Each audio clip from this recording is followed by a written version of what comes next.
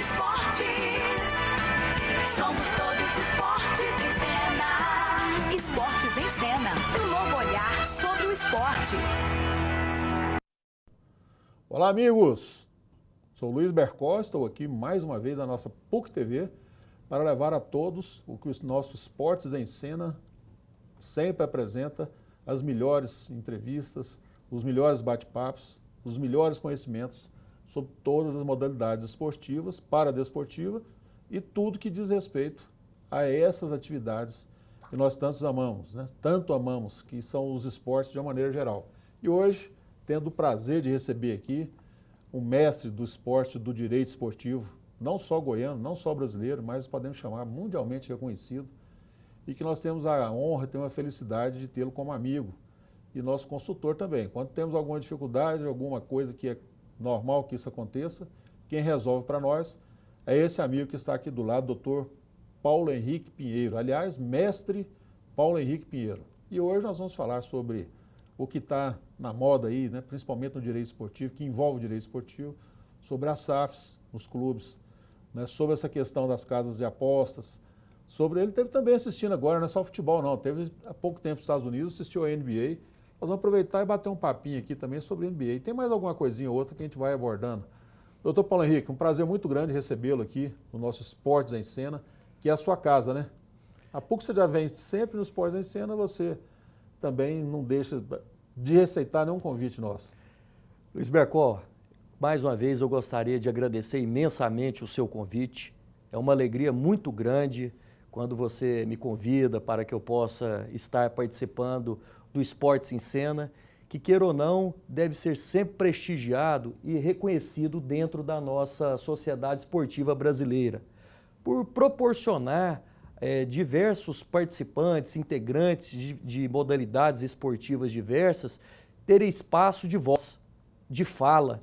E isso, todos os programas, não só de televisão, também nas diversas plataformas hoje digitais, precisam fornecer esses espaços. Porque há várias pessoas também que gostam das diversas modalidades esportivas. Exatamente. Então, quando eu venho aos Esportes em Cena, eu fico sempre muito feliz. Por isso que me convide sempre, que aqui estarei.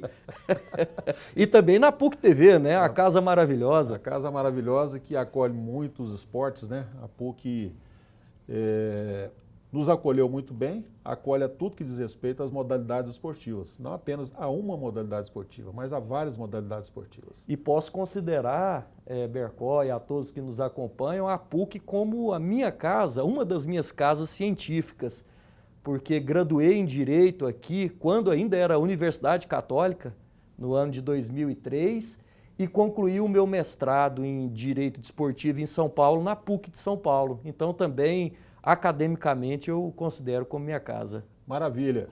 Bom, uma breve apresentação aqui do Dr. Paulo Henrique, né, que é amplamente conhecido aí pela maioria, pelo menos. E já vou dar logo um chute na canela sua aqui, de apertar. Tem que apertar, né? É bom. Tem que apertar. SAF no futebol, isso é um bem, é um mal, é uma necessidade, não é uma necessidade, é a salvação, não é a salvação? O que você considera a SAF para os clubes de futebol de Goiás, do Brasil, né? Não só de Goiás. Aliás, aqui em Goiás nós não temos ainda, teremos. Poderemos vir a ter, né? Mas no Brasil já é realidade. Eu considero que a questão da Sociedade Anônima do Futebol, a SAF, que é uma legislação recente do ano de 2021 e que já está em vias de ser alterada, por incrível que pareça, para algumas adequações para a realidade do nosso mercado. E é normal essa adequação tão rápida, em 3 anos? Não deveria ser, né? Não deveria, né? Não deveria. O Código Penal nosso é de 1948? É bem antigo, bem Bercó, antigo, não é minha área quase, não, mas eu sei que já tem aí 50 muitas décadas, anos, viu? 60 anos. É, já tem muito tempo. Mas, enfim, eu acredito que o objetivo da lei, ela é bom, que é o quê? Trazer possibilidades de conversão de associações para sociedades empresárias do futebol, com a exploração específica dessa modalidade esportiva, com a tributação diferenciada também para recolhimento de tributos e possibilidade de investimentos, principalmente capital de fora ou capital nacional também, onde a pessoa vai ter que obedecer diversos critérios de governança, compliance, mas vai ter o lucro daí decorrente. Então, o torcedor também que fica torcendo muito, né, fala assim, tem que vender de qualquer forma, calma, isso não vai ser a salvação da lavoura. Pode vir a ser, mas eu vejo que é uma realidade ainda que tem que ser maturada a cada dia que passa. Aqui no estado de Goiás nós já temos uma, que é o Centro-Oeste.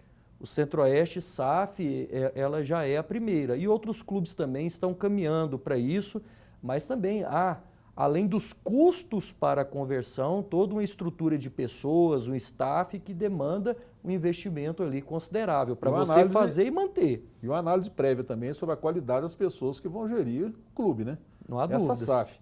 Deixa eu te fazer uma perguntinha aqui. Clube, empresa e SAF seria a mesma coisa? Na verdade, a SAF é uma espécie de qualquer tipo de clube-empresa. Quando a Lei Pelé veio, ela trouxe a possibilidade de qualquer clube se constituir numa forma de sociedade empresária, ou seja, sociedade limitada, sociedade anônima, sociedade individual. E agora a SAF é uma dessas espécies de sociedade empresária, que é conhecida no meio como clube-empresa. Então é apenas mais um tipo que pode ser utilizada. Então tá bom. Isso aí já deixa muita gente mais esclarecida, inclusive eu mesmo, né? Porque eu não sabia diferenciar e a diferença parece que é muito pequena, né? Sim. Entre uma coisa e outra, né? Porque tem, por exemplo, a SAF tem uma legislação específica, a sociedade anônima, em geral, tem uma outra legislação. Por exemplo, a sociedade limitada, em regra, aplica o Código Civil, mas o objetivo final é de quem investe é fazer a gestão e ter o resultado econômico decorrente disso, ou seja, ter o lucro pela exploração da atividade. Maravilha. Uma outra perguntinha aqui interessante, que a gente ouve muita manifestação aí das pessoas. Aliás, as pessoas se manifestam constantemente, de forma positiva, com dúvidas e de forma negativa, às vezes, com relação ao resultado obtido pelo seu clube, depois que essa instituição esportiva se tornou a SAF. Né? Podemos chamar assim? Pode. Tá. Tem que ter cuidado para não falar coisa errada aqui também, né? Por isso que tem que ter um mestre aqui do lado que sabe tudo. Mas, por exemplo, vamos citar um exemplo, o Vasco da Gama. A torcida do Vasco está brava demais porque não está vendo o dinheiro que a SAF prometeu que colocaria no Vasco. Está aí vendendo jogador, arrecadando, ao invés de investir. É o que eles dizem. Eu estou citando aqui como exemplo, não estou dizendo que é isso. Estou citando um exemplo pelo que a gente tem visto. Existe diferença de SAF, intenção de SAF, interesse das SAFs? Podemos falar sobre isso no próximo bloco? Vamos falar, com certeza. Está vendo como é que é rápido aqui? No instantinho. Muito. Passa um bloco, quase 10 minutos. Logo estaremos de volta dando sequência a esse assunto interessante das SAFs no futebol com o mestre Dr. Paulo Henrique Pinheiro.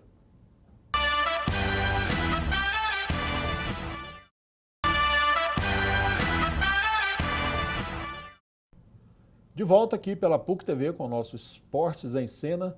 Somos todos esportes e para desporto. Somos Esportes em Cena. Hoje recebendo o mestre do direito esportivo, Dr. Paulo Henrique Pinheiro. Nosso assunto é SAF. Continuamos falando sobre SAF, Sociedade Anônima no Futebol. A SAF é só para o futebol ou poderia ser para outras modalidades? O Flamengo, por exemplo, que tem basquete, tem algum vôlei, tem outras modalidades, né? O Vasco tem outras modalidades. A SAF pode utilizar essas outras modalidades também, penetrar nas outras modalidades ou especificamente para o futebol? Sua pergunta é muito interessante, Bercó. A lei veda que a SAF seja para outras modalidades esportivas. Então, ela é especificamente para o futebol masculino e feminino. Então, as outras modalidades continuam com a associação, com o clube. E a SAF ela vai gerir apenas o futebol. Apenas o futebol? Apenas o futebol. Isso, é muito interessante isso aí, porque a gente sabe de alguns clubes aí com camisa, né, que tem outras atividades esportivas, vôlei, basquete, principalmente esses dois, né? Uhum. E tem-se a impressão de que a SAF poderia investir em tudo, então exclusivamente no futebol. No caso do futebol, especificamente, a SAF, como normalmente é um grupo empresarial que toma conta de uma modalidade de um clube, essa SAF ela tem por objetivo maior, você acredita, ou é possível responder, no primeiro momento, produzir novos atletas nas escolinhas, vender os atletas que estão surgindo, embora mais jovens, trazer outros atletas mais experientes para poder suprir, dar condição para o time ir começando? De que maneira você vê isso aí?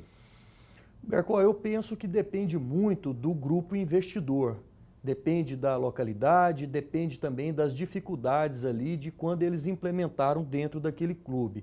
Talvez num primeiro momento, as experiências que nós estamos observando até agora no futebol brasileiro para a questão de SAF foram para poder, assim, que os clubes estavam mesmo com a corda no pescoço. Estavam com punições aplicadas pela FIFA e precisava vir um investidor para colocar aquele dinheiro de imediato para que eles pudessem ter condições, inclusive, de participar das competições esportivas. Mas é uma regra de mercado.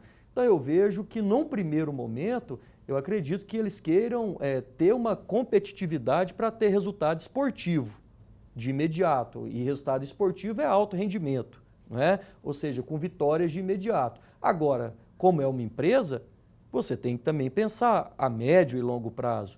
E automaticamente isso também fará que hajam os investimentos em categoria de base, em infraestrutura, porque não dá também apenas para contar, porque jogadores acima de 25, né, Berco, é muito difícil você conseguir também fazer algumas negociações sobre isso. Você vai conseguir em atletas novos e para isso você tem que investir na formação dele. Exatamente.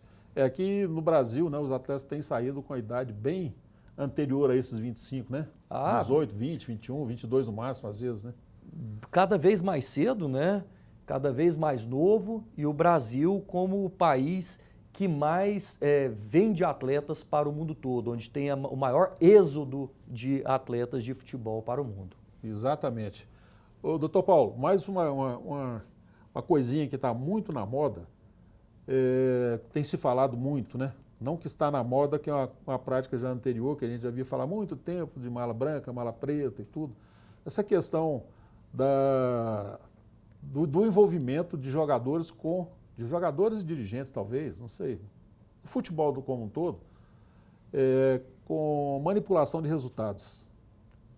Isso é uma realidade que, infelizmente, não é atual, né? É uma coisa que vem acontecendo já ao longo da tradição esportiva. Como é que você vê isso aí? Punição, cadeia? A manipulação de exclusão da prática, né, do exercício da profissão? Berco, a manipulação de resultados, a manipulação dos jogos, igual você disse, essa é uma prática antiga. Já existe há muitos anos, vai continuar existindo, não acabará. O que tem que ser feito é o quê? Tentativas de combates para prevenção e repressão em relação a esse gravíssimo crime do esporte. Porque você tira simplesmente o principal quesito esportivo, que é a questão do quê? Da imprevisibilidade. Mas a fraude, ela sempre precede o controle. Ou seja, quem quer fazer algo errado, ele sempre tenta criar uma forma para poder burlar a regra. Então, o sistema esportivo ele tem que se unir, é uma questão a nível internacional, tem que haver interligação entre as pessoas, mas para mim também um outro ponto principal, Bercó, tem que se educar os jovens. Aquele que está ali começando, 10, 12, 14 anos, por incrível que pareça, Bercó, você acompanhou isso e a todos também, jogadores de alto rendimento em clubes grandes, falando que achava que não era crime, conversando nas conversas. Não é possível uma situação dessa. Então tem que ter punição esportiva e punição criminal, tem que ter. E claro, com o passar do tempo também, se não tiver uma melhora nisso, agravar cada vez mais. Mas eu acho que você falou uma coisa muito importante, essa questão da educação é fundamental, né? Porque às vezes o atleta não vem de uma origem que tenha permitido a ele acesso a esse tipo de informação e de educação, de formação intelectual, ou qualquer coisa que seja. Acho que o clube também, já hoje em dia já é necessário, e já existem alguns clubes que oferecem inclusive condição escolar. Vamos chamar a condição escolar esportiva, ou educação esportiva, de conhecimento de regras, conhecimento de leis também, né? Conhecimento de regras, conhecimentos de lei, mas conhecimentos também, divulgações de respeito à dignidade da pessoa humana, por exemplo, diga não ao racismo, em todas as suas formas de discriminação também, de homossexuais, de respeito a todas as diferenças, respeito à regra do jogo, ao doping, vedação a tudo isso, e isso precisa ser repassado de forma muito clara, mas precisa de fato ter cada vez mais maior incentivo a isso. E eu vejo que esse é um ponto falho na maioria dos clubes. Doutor, você fez algumas, teve algum do STJ, né, do STJD, alguma coisa e tal, nós temos algumas imagens suas aqui. Vamos colocar no ar? Você pode explicar para nós sobre o que aconteceu? Ah, com certeza. Olha aí, ó. Começou com a primeira fotografia. Se puder voltar a primeira foto para nós, é isso. Esse foi um evento, Bercó, recente, realizado lá no Conselho Federal da OAB, feito pela Academia Nacional de Direito Esportivo, e esse ao centro, com a gravata lilás, ao meu lado direito, ele é o atual presidente do STJD do futebol, goiano inclusive, mas residente em Brasília há vários anos, o advogado José Perdiz. Ele assumiu agora a presidência do STJD do futebol. E os demais companheiros são todos aqui da nossa bancada goiana. Inclusive a Cris, que estava lá, Bercó, hoje ela faz parte do Ministério dos Esportes. Que coisa boa. Ela compõe a parte do futebol feminino. Futebol feminino? Futebol feminino. É isso aí. Está na nossa pauta aí também, viu? Bacana. E... Olha aí, o auditor também do pleno do STJD do futebol, Paulo Feus, ele é um advogado extremamente conceituado e ele é o coordenador do doutorado e mestrado em Direito Esportivo, único aqui do Brasil, e eu tive muita satisfação de ter sido aluno dele também. Essa aí, Bercó, foi a inauguração da Corte de Conciliação e Arbitragem da cidade de Trindade, e eu fui também indicado para ser árbitro dessa corte com muita alegria. À direita lá nós temos o presidente da subseção da OAB de Aparecida de Goiânia, a secretária-geral, doutora Letícia, e o presidente lá da corte de Trindade também. Muito bom, maravilha. É cada vez mais orgulho para nós, né? E essa foto? Essa foto aí também é a bancada goiana de advogados, a representatividade da nossa Comissão de Direito Esportivo da OAB Goiás, lá também no Conselho Federal. E lá naquela foto você observa, Bercó, advogados de vários clubes. Essa aí uma sessão também de julgamento que nós participamos no TJD do futebol daqui de Goiás, com a presença de vários auditores, procuradores aqui do nosso estado. Não lembro qual clube eu estava defendendo nesse dia, só sei que se eu estava sorridente é porque deu tudo certo, né? Mas são bons companheiros também. Você, além de muito competente, é muito simpático também, né? Está sempre com um sorriso estampado. Essa aí foi uma palestra muito interessante, recente, também na cidade de Anápolis, na Escola Superior de Advocacia de lá, pela Comissão de Direito Esportivo daquela cidade. E esse aí é um programa que eu participei muito bacana da TV Justiça, do TRT 18 do Estado de Goiás, em que nós falamos justamente sobre a responsabilidade trabalhista em SAF. Muito bom. O assunto que nós estamos abordando aqui hoje. Né? Justamente. E deu uma repercussão muito grande porque foi o único programa do Brasil que tratou especificamente voltado para a parte jurídica, né? Para magistrados, para procuradores, advocacia interessados como um todo. Então, como um todo. Eu fiquei curioso aqui, mas eu sei que toma muito tempo, nós podemos fazer um programa, ou 2 ou 10 programas que não vão satisfazer as curiosidades. O STJD, Superior Tribunal de Justiça Desportiva, é indispensável? É indispensável, Bercó. A própria Constituição traz isso, que as questões relacionadas à disciplina e competição desportiva têm que ser julgadas pela Justiça Desportiva, na forma regulada em lei. E a forma que a lei regula são as criações dos tribunais de justiça desportiva de cada modalidade. No projeto de lei da nova Lei Geral do Esporte... Vamos falar sobre a Lei Geral do Esporte? Vamos. Então vamos lá, pode começar. Ela trazia até então, o Congresso tinha aprovado que poderia vir um sistema arbitral para essas questões esportivas, mas o presidente Lula vetou. Foi um dos seus mais de 50 vetos à nova Lei Geral do Esporte e automaticamente permanece a forma idêntica de como é a justiça desportiva hoje, com os tribunais, superiores tribunais. Bom ou ruim? Olha, Bercó, eu penso que poderia ter melhorado, porque algumas modalidades esportivas, elas não têm condições de manter o seu tribunal, algumas não têm pessoas que são imparciais para poder participar, porque nós não temos que pensar o esporte apenas com futebol, né? Não. E talvez a legislação, ela pense Aliás, cada modalidade não pode pensar só um umbigo seu, né? O umbigo é coletivo, né? Justamente. Então, uma lei ela tem que buscar abarcar o maior número possível. E não só o futebol, que embora seja a que mais movimente, a que mais tenha apelo, mas eu vejo que poderia sim ter possibilidade de realizar convênios. Por exemplo, as federações que não têm condições de ter o seu tribunal, fazer um convênio com o Instituto Goiano de Direito Esportivo, com profissionais da área que teriam imparcialidade para dar ali uma lisura a todos aqueles julgamentos. Enfim, eu vejo que poderia ter maiores flexibilidades. Infelizmente, não teve. Como o nosso tempo é curto, eu não posso deixar de dar uma cutucadinha. Quem está em casa poderá ficar um pouco surpreso aqui agora com o que eu vou querer saber aqui agora. Querer saber não é uma imposição, né, sobre o que você vai dizer, mas é que eu quero mesmo, à vontade, Claro. queria à vontade, de saber sobre sua incursão pelo basquetebol NBA. Eu soube que você esteve nos Estados Unidos, né, e que assistiu a partida da NBA. Como é que foi isso aí? Bercó, foi Foi a primeira experiência? Foi, uma experiência única. E eu tive a oportunidade de ver a final, o jogo 3, lá em Miami. Miami com Miami o Heat, isso.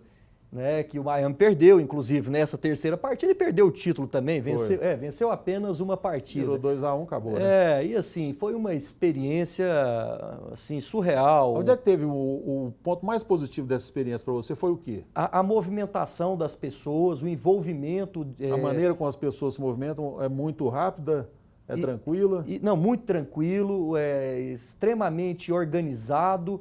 E o entretenimento como um todo, além do jogo em si, que é a razão final de você estar ali, mas em toda parada tem alguma atração específica, uma movimentação entre os quartos, né, também, todo um sistema de bares, restaurantes integrados, e é algo assim maravilhoso. E fora a qualidade do jogo, né? A qualidade do jogo dispensa maiores comentários. Se nós formos falar sobre a qualidade do jogo, né? Nós temos que falar mais sobre essa parte administrativa, essa parte de convivência. Que é algo maravilhoso. Essa parte social que é fantástica também. Fantástica, né? Fantástica, Bercó. Doutor Paulo, infelizmente, você viu como é que o tempo passa rápido? 30 minutos. O que é bom, Bercó, esportes em cenas, como é bom, passa rápido mesmo, voando. Passa rápido com o convidado do seu nível aqui, a coisa parece que fica melhor ainda, fica mais dinâmica. Doutor Paulo, muito obrigado pela sua presença, muito obrigado mesmo. É sempre um prazer muito grande. E você pode observar que a cada dia a gente tem uma novidade para trazer para quem nos acompanha, né? E sempre cheio de coisas boas. As coisas ruins, elas se tornam boas quando bem explicadas, quando bem colocadas, como você faz, com muita didática e muita propriedade. Muita competência, inclusive. Bercó, eu que agradeço mais uma vez o seu convite. Você é um amigo que eu tenho a maior estima possível. Muito obrigado. Conte sempre comigo. Um abraço a todos, a PUC TV, aos Esportes em Cena. Sempre estaria à disposição assim que chamado. Espero ter contribuído. Não contribuiu, como continuará contribuindo. Gente, muito obrigado a todos. Espero que tenham gostado desse programa de hoje, né, como os demais, dos que virão pela frente. Nós tivemos sempre aqui nessa cadeira um convidado muito ilustre. E dessa vez foi uma honra muito grande, como tem sido sempre também, receber o amigo Dr. Paulo Henrique Pinheiro, um dos mestres do direito esportivo goiano, não. Do Brasil, não. Do mundo, sim. Esse aqui já é uma expressão internacional que nós temos o prazer de ter recebido aqui hoje. Muito obrigado, doutor. Obrigado, um abraço. Bercó. Até a próxima. Tchau, gente. Até mais.